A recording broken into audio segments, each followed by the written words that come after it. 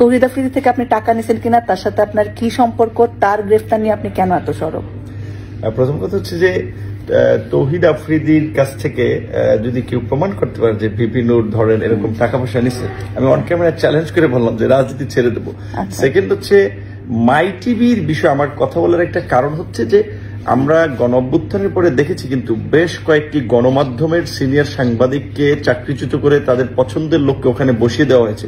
অনেক গণমাধ্যমের মালিকানা কিন্তু গোপনে গোপনে লিখে নেওয়া হয়েছে। মাই টিভির সাথেও প্রভাবশালী দুটি মহল আসলে তার শেয়ার লিখে নেওয়ার জন্য অনেকদিন ধরে একটা দেন দরবার চালাচ্ছিল। এই খবরটি আমার কাছে এসেছিল, কারণ আমার বাসাটা মাই টিভির পেছনেই ওই মহানগর প্রজেক্টে। তো যখন এই তৌহিদ আফ্রিদি কিংবা তার বাবাকে আপনার এই যাত্রাবাড়ি থানার ছাত্র হত্যার মামলায় গ্রেপ্তার করলো, আমার কাছে এখানে দুটো বিষয় থেকে কথা বলার আসলে প্রসঙ্গটা মনে হচ্ছে। এক নম্বর বিষয় হচ্ছে যে গণমাধ্যমকে এইভাবে টেক ওভার করবে, যেটা জনকণ্ঠ আমরা দেখেছি, এটা আমরা যদি সমর্থন করতে থাকি এইটা কন্টিনিউ থাকবে, পরবর্তী পলিটিক্যাল গভর্নমেন্ট আসলেও কিন্তু এইটা চলতে থাকবে। সেটা খুব ভালো একটা এক্সাম্পল সেট হচ্ছে না।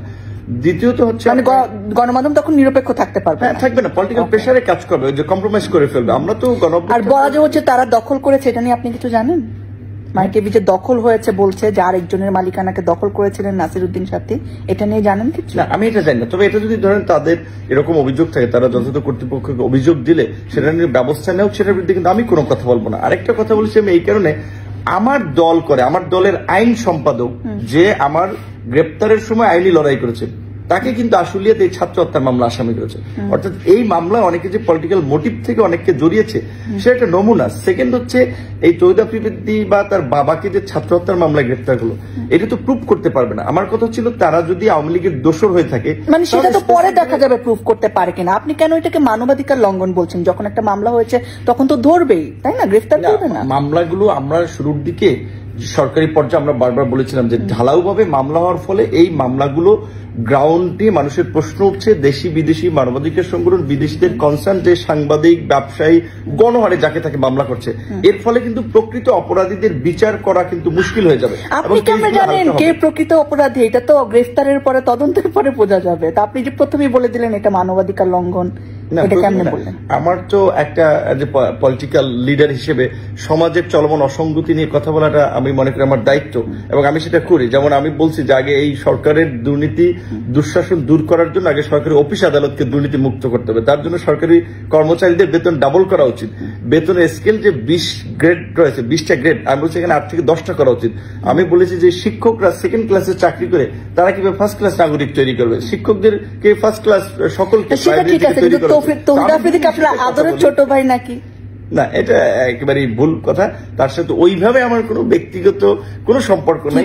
এটাকে একেবারেই প্রোপাগান্ডা ভাবে, যেমন আমি এখানে আসি আপনার সাথে, তো মানুষ এই ভিডিও দেখলে মনে করে আপনার সাথে জানি আমার কত সখ্যতা পরিচয়, কিন্তু আপনার সাথে কিন্তু পরিচয় চ্যানেলে এসে। ঠিক একইভাবে আমার বিভিন্ন চ্যানেলে গেলে আসলে এই প্রোগ্রামের মধ্য দিয়ে অনেকের সাথে পরিচিত হয়। তৌহিদ আফ্রিদির প্রোগ্রামে গেছিলেন? মাই টিভির অনেক টকশোতে আমি গেছি, সেখানে তার সাথে কিংবা তার বাবার সাথে মালিক হিসেবে ওই সাথে পরিচয়। হ্যাঁ, অনেকের সাথে তো বিভিন্ন হাউসে গেলে আপনার সাথে নাকি অন্যদের ফোনে কথা বলা, দেখো আগামী প্রধানমন্ত্রী আমার ভাই। এটা আসলে ওই ছেলেটা ছিল আরেকটা ছাত্রলীগের মানে বোধহয় ডেমরা থানার একটা নেতা। এখন হচ্ছে কি আরেকটা বিষয় হচ্ছে আমাদের এই সময় আসলে একজনকে বিতর্কিত করার জন্য অনেকেই পেছনে লেগেছে। বিশেষ করে একটা জিনিস দেখেন, এই গণ অভ্যুত্থানের পরে গণ অভ্যুত্থানের পরিচিত ফেস হিসেবে অনেকেই কিন্তু নিয়োগ তদবির টেন্ডার বাণিজ্য নানা কারণে বিতর্কিত।